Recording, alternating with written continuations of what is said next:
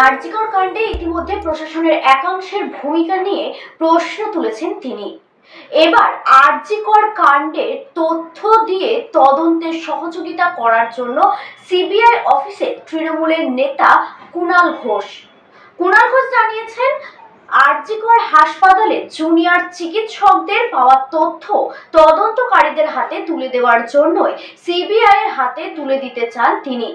তৃণমূল নেতা জানিয়েছেন, গত কয়েকদিন আরজিকরের একাধিক জুনিয়র ডাক্তার মহিলা চিকিৎসককে নির্যাতন এবং হত্যার ঘটনায় তাকে বিভিন্ন তথ্য দিয়েছেন।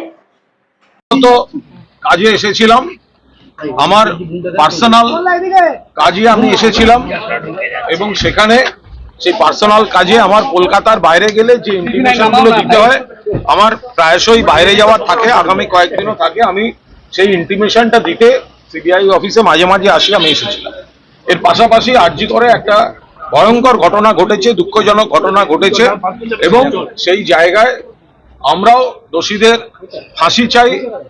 মুখ্যমন্ত্রী যা যা ব্যবস্থা নেওয়ার সমস্তই নিয়েছিলেন, তারপরে বিষয়টা এখন এসেছে সিবিআই এর হাতে। আমি আপনাদের বলি, গত কয়েকদিন আগে আরজি করের কিছু জুনিয়র ডাক্তার পড়ুয়া তারা আমার কাছে এসেছিলেন। তাদের কিছু অভিযোগ, তাদের কিছু বক্তব্য, সেগুলি তারা জানান। আমি তাদের জিজ্ঞাসা করেছিলাম, আমায় বলছেন কেন, আমি কি করব? তারা বলেন, যেহেতু কর্মপ্রার্থীদের আন্দোলনে তারা দেখেছেন যে কিছু ক্ষেত্রে আমি তাদের সাহায্য করার চেষ্টা করেছি, সেই ভরসা থেকে তারা আমার কাছে আসেন। তো তারা যে কথাগুলো বলেছিলেন, সেই কথাগুলো আমি শুনে বলেছিলাম বিস্তারিত দেবেন, নইলে আমি কি করে এটা হায়ার অথরিটির সঙ্গে কথা বলবো। তো তারপরে ঘটনাচক্রে ভয়ঙ্কর এই ধর্ষণ এবং হত্যা হয়ে যায়। তো এরপরে তাদের সঙ্গে আবার যোগাযোগ হয়। তো তারা তাদের কিছু বক্তব্য, তাদের কিছু নথি তারা দিয়েছিলেন। যে তাদের বক্তব্য ছিল, আমাদের তো সিবিআই ডাকবে না, ফলে বা কেন্দ্রীয় এজেন্সি, তো ফলে কারণ আমরা এসবের আমরা জড়িত নই, কিন্তু আমাদেরও কিছু বক্তব্য আছে, আমরাও তদন্তে কন্ট্রিবিউট করতে চাই। ফলে তারা কিছু নথিপত্র কিছু দিয়েছিলেন, তাদের কিছু অতীত অভিজ্ঞতা, তাদের কিছু বক্তব্য, তাদের অনুরোধ ছিল ন্যায় বিচারের স্বার্থে যদি আমি যখন আসব, সেটাই যেন আমি এজেন্সিদের হাতে দিয়ে যাই। তো ফলে আমি আমার কাজ সারার পর আমি তারা যেগুলি আমায় দিয়েছিলেন সেগুলি যদি তদন্তের স্বার্থে তদন্তের কাজে লাগে, সেই কারণে আমি কনসার্নড এজেন্সির কাছে দিয়ে গেছি। দুই, যে ঘটনা ঘটেছে এটা একটা ভয়ঙ্কর ঘটনা। মুখ্যমন্ত্রী যা যা করার করছিলেন, একজন গ্রেফতারও হয়ে আছে এবং সেই জায়গায় দাঁড়িয়ে আমরা দেখেছি যে আপাতত এটা সিবিআই এর হাতে চলে গেছে। ফলে আমরাও চাই দোষীদের শাস্তি হোক, ফাঁসি হোক, কিন্তু বামরাম চক্রান্ত করে যারা অরাজকতা তৈরির চেষ্টা করছেন, ভুয়ো সোশ্যাল মিডিয়া পোস্ট, বিকৃত পোস্ট, আমরা এগুলোর বিরোধিতা করছি। আমরা আশা করেছিলাম যে রবিবারের মধ্যে নিশ্চয়ই একটা কিছু ইতিবাচক ব্রেক থ্রু দেখতে পাবো। এখন 23শে অগস্ট যে ধৃত, তাকে এজেন্সি কোর্টে পেশ করবে। তো এখন 23 তারিখের রিমান্ডে আমরা আশা করছি সেই দোষ করেছে, সেই আসল দোষী, সেই খুনি, সেই ধর্ষক, নাকি কারা, সেটা নিশ্চয়ই সর্বোচ্চ 23 তারিখের সময়সীমার রিমান্ডে আমরা সেটা কোর্টে তারা পেশ করবেন। ধৃতকে যখন কোর্টে পেশ করবেন, তাহলে 23 তারিখে আমরা দেখতে পাবো বলে আমরা আশা করতেই পারি। রবিবার হলে ভালো হতো, তারপর হলে ভালো হতো। তবে সিবিআই অফিসাররা চেষ্টা করছেন, মুখ্যমন্ত্রী বলেছিলেন সিবিআই কে হ্যান্ডওভার করে দেবেন। CBI officers are doing their best,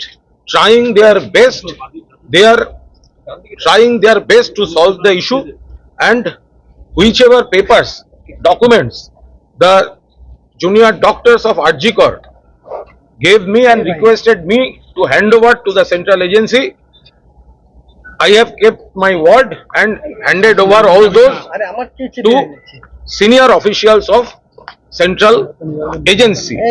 আমরা মনে রাখতে হবে 2001 সালেও আরজি করে সৌমিত্র বিশ্বাস সবাই বলেছিল খুন, তখন আত্মহত্যা বলে চালানো হয়েছিল। ফলে যারা হুজুগ তুলছেন, অরাজকতা করছেন, তারা কিন্তু 2001 সালের ঘটনার কথাও মনে রাখবে। আমার বলার এইটুকু।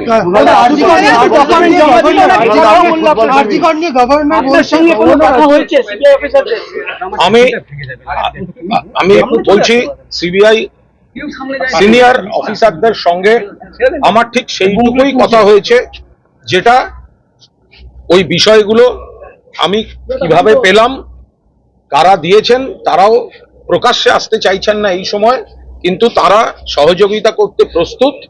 এই বিষয়ে যেটুকু কথা হওয়ার সেইটুকুই আমি এইটুকু বলতে পারি, CBI officers are doing their best, trying their best to solve the problem. If before 23rd some breakthrough can be done, it is better, but latest by 23rd, when the arrested accused will be presented in the court, we hope that in the remand copy the case detail will indicate whether he is the lone culprit or not, or whether there is some other rackets or not. কোন junior ডক্টররা আপনাকে এই নথি দিয়েছিল এবং যেটা আপনি CBI কে জমা দিলেন, সেই ডক্টরদের নাম কি সিবিআই কে দিয়ে আসলেন? যে এদের যে সিবিআই অফিসাররা যদি ওটা জুনিয়র সেই ডাক্তাররা অনুরোধ করেছেন, তারা সামনে এই মুহূর্তে আসতে চান না, তারা কাজের মধ্যে রয়েছেন ইত্যাদি, তারা পেশায় রয়েছেন, ফলে তারা অনুরোধ করেছেন যে সিবিআই যদি মনে করে এই তথ্যগুলিকে কাজে লাগাবে, তথ্যগুলি নিয়ে এগোবে, যখনই খবর দেবে তারা যেভাবে হোক, সেটা সিজিওতে হতে পারে বা যেখানে হোক, তারা সবিস্তারে কোঅপারেট করতে প্রস্তুত। কি ধরনের তথ্য বা ডকুমেন্টস যদি বলেন, আপনার সাথে আলোচনাও হয়েছে, আমি এই বিষয়ে সন্দীপ ঘোষ নিয়ে আমি কোনো ব্যক্তির নাম বলবো না, কোনো কথা বলবো না। আমাকে যারা যে ডকুমেন্ট দিয়েছিলেন, ভরসা করে দিয়েছিলেন যে আমি তদন্তকারীদের হাতে নির্ভরযোগ্যভাবে পৌঁছে দেব, আমি তাদের সেই কথা রেখেছি। আমি তদন্তের স্বার্থে, সামগ্রিকতার স্বার্থে আমি সেইগুলো যথাযথভাবে পৌঁছে দিয়েছি। এটা কি আরজি কর হাসপাতাল নিয়ে ডকুমেন্ট? এটা গোটাটাই